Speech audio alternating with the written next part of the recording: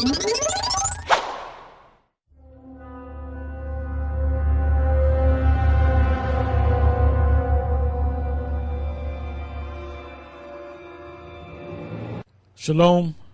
and welcome once again to another episode of Elders of GMS, giving all praises to Yahweh Ba'Shem Yahweh Shai. Today's topic is entitled Understanding Spirits and Demons. And the reason why we're going to go through this because a brother had sent a message to us concerning demons. He seen demons. He had experienced demons attacking him, and he's a little shaken up by it. So we had responded back to the brother saying that don't worry, we're going to cover it in the next show.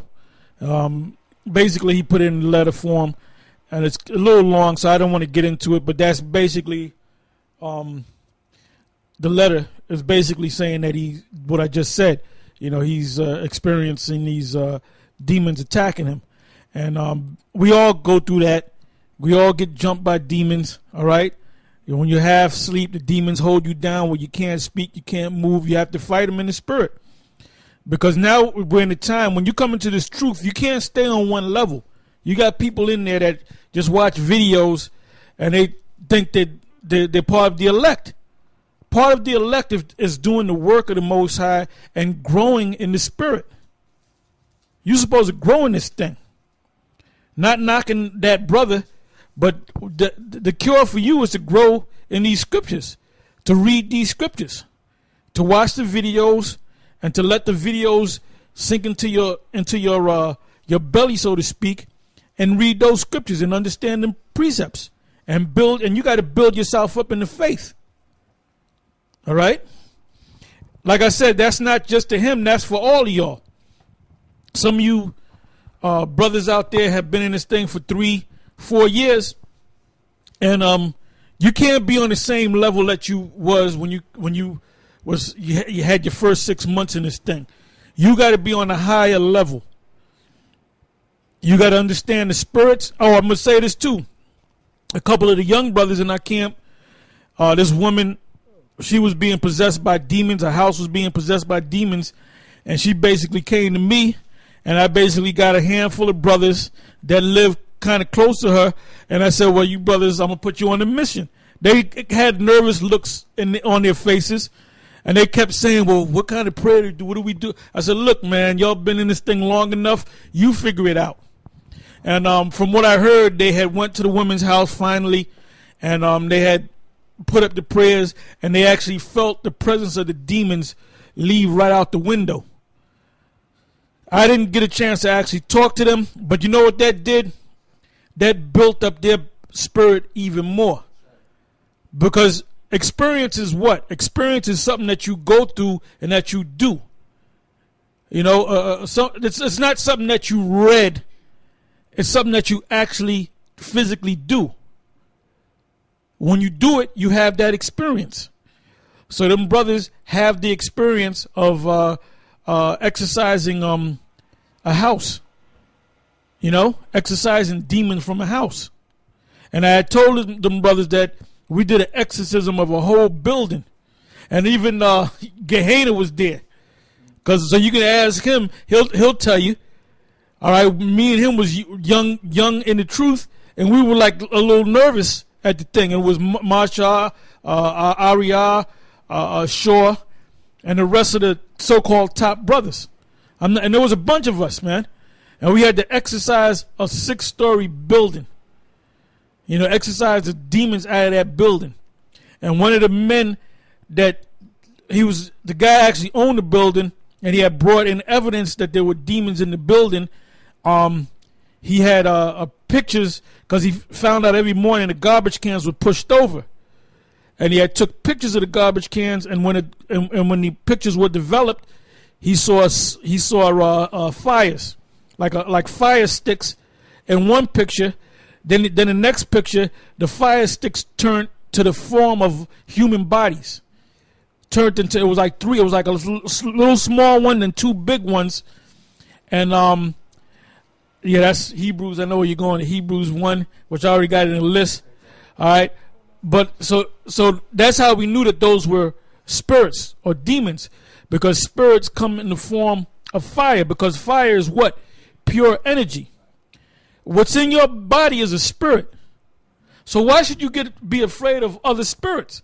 You're a spirit. But see, being in Esau's system, they don't teach you about that. You ever hear of a thing called, well, they haven't spoke on this in a while, but I know back years ago, there was cases of a thing called human combustion, is it called?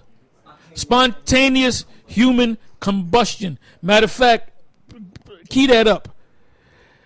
Now, you know what happens is a person could be walking down the street and all of a sudden he just catches on fire. Then they investigate the death and they find out nobody put a match to him. There was no gas on him. He just caught on fire and just burnt to death. Well, basically, the spirit that's in your body is a fire. Matter of fact, give me that anyway since we're on it. Hebrews 1, because we're gonna read it again. And this body's made out of flesh, but the Most High put that fire, which is your spirit or your soul. Your soul is your mind, but your spirit is your energy, which goes hand in hand with your soul. In other words, your mind, your life force. That's you. So when you die, that body is just materials, man. It breaks back into the elements like anything else. That's why your body decomposes, because that life force, that spirit, that fire is out of you. And what happens is the Most High puts that spirit in your body, which is a fire, and he I don't know how he does it, but that's beyond my comprehension. What he does is he contains that fire within your fleshly body. Now, what he could do is he can say, you know what? I'm going to release that fire. I'm going to release that element that protects your body from that fire. And that's why you experience a thing called spontaneous human combustion. All right? All right, I'm going to let the brother read on it. He just looked it up. So you're not going to get this on the General, he got a new name, General Gonorrhea. You're not going to get that because the man's not deep. All right? That's right. That's why he didn't answer no phone calls this past Monday. And I'm going to say this too. If he decides to go back to answering phone calls, make sure you be there to call his show. Make sure all you GMS brothers that like to call his show, call his show. Yep. Yeah, this is from Wikipedia, entitled Spontaneous Human Combustion. It says spontaneous human combustion, SHC, describes reported cases of the burning of a living human body without an apparent external source of ignition. There have been about 200 cited cases worldwide over a period of around 300 years. Wow, that's something. Yeah. That's something. 200 cases in 300 years. Yeah. So that doesn't happen every day. Yeah, it's a rare occurrence.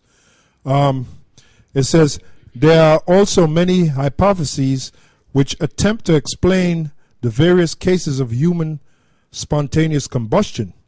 Number one is paranormal explanations. Example given, a ghost or divine intervention. Another divine intervention is the Most High. The Most High, what I say? The Most High opens up takes that element, that filter, and just let you burn out. Yeah. That's all he does. Yep. Go ahead. Natural explanations based on an unknown and otherwise unobserved phenomenon. Example given, production of abnormally concentrated gas or raised levels of blood alcohol cause spontaneous ignition. Natural explanations that involved an external source of ignition. Example given, the victim dropped a cigarette. Excuse me. Objections to natural explanations typically refer to the degree of burning of the body with respect to its surroundings. Indeed, one of the common markers of a case of SHC is that the body or part of it suffered an extraordinarily large degree of burning with surroundings or lower limbs comparatively undamaged. Despite scientific